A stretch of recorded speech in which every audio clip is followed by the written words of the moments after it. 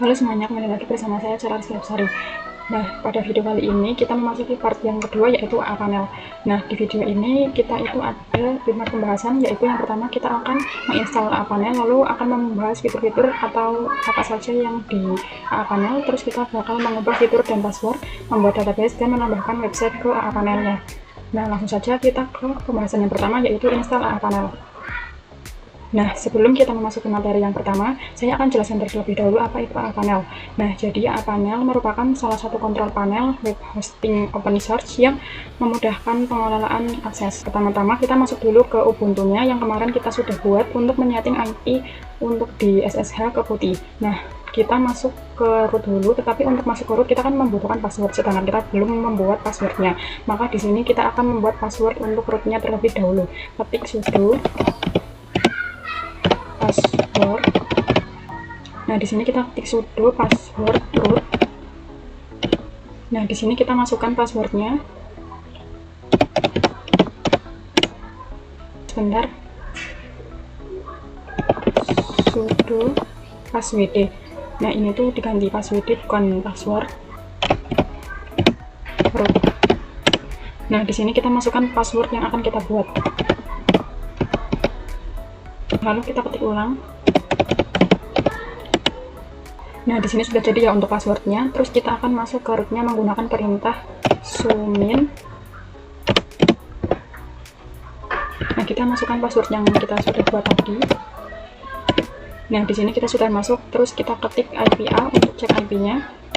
Nah, di sini itu IP-nya itu 192.168.0.104.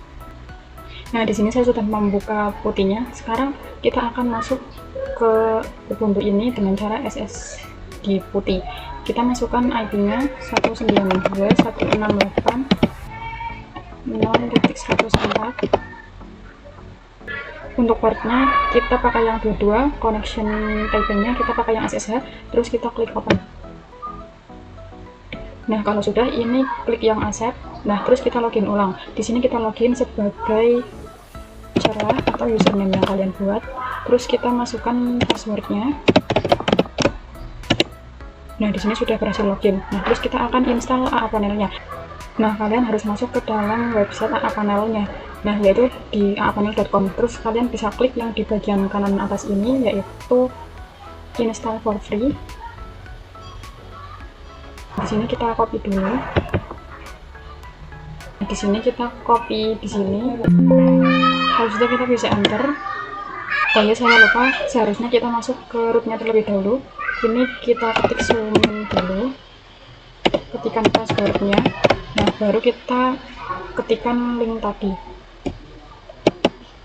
Terus kita bisa klik enter. Nah, ini kita bisa klik Y atau yes.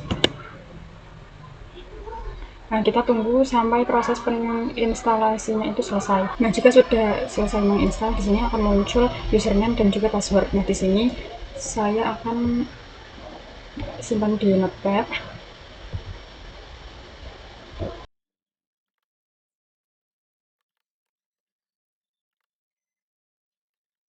Dan di sini saya akan pastikan linknya. Lalu kita pergi ke Firefox, terus kita pastikan link yang tadi kita sudah di copy. Nah, di sini kita masukkan username dan juga passwordnya.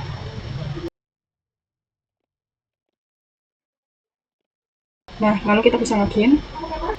Nah, kalau sudah login, di sini kita bisa klik yang ini, software install. Nah, di sini itu ada dua pilihan, yaitu yang multi sama yang single. Nah, di sini kita pilih yang single. Dan ini untuk MGS-nya kita pakai yang versi yang paling bawah ini. Terus kita bisa klik yang ini, yang one click. Nah, lalu di sini itu akan menginstal sampai proses penginstalannya itu sudah selesai. Nah, kita lanjut ke materi yang kedua, yaitu tentang fitur dari A-Panel. Untuk fitur-fiturnya kita bisa lihat di sini. Nah, di sini itu ada namanya website. Nah, jadi di website itu kita bisa mengontrol website kita itu mau dijadikan kayak apa. Terus kita bisa juga ke database.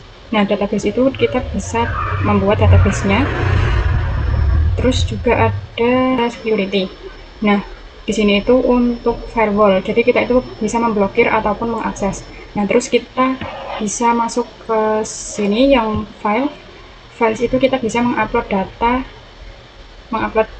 dari website kita. Terus ada App Store. Nah, jadi di App Store ini kita bisa menginstal plugin atau deployment yang kita butuhkan. Nah, kita juga bisa ke bagian setting. Nah, di setting ini kita bisa mengganti username dan juga passwordnya. Nah, kita bisa scroll aja ke bagian authentication and security. Terus di panel user kita bisa klik modify. Nah, di bagian username ini akan saya ganti menjadi Carla. Terus ini kita ulangi untuk username-nya. Terus ini kita masukkan password yang tadi, yang ini.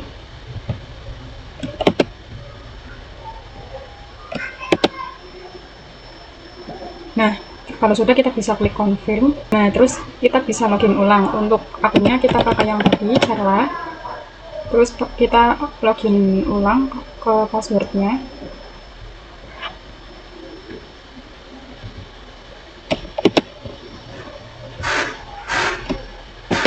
Nah, lalu klik login. Nah, sudah bisa login. Terus kita coba ganti buat passwordnya. Nah, ini kita bisa modify. Nah, kita masukkan old passwordnya atau password yang tadi. Terus ini untuk new passwordnya kita bisa buat aja. Misalnya di sini saya pakai Carla. Terus kita ulangin. Nah, terus kita ini saya tambahin lagi hanya. Terus kita confirm. Nah, ini sudah terganti. Terus kita akan login ulang lagi. Kita pakai akun Carla. Terus passwordnya juga sama.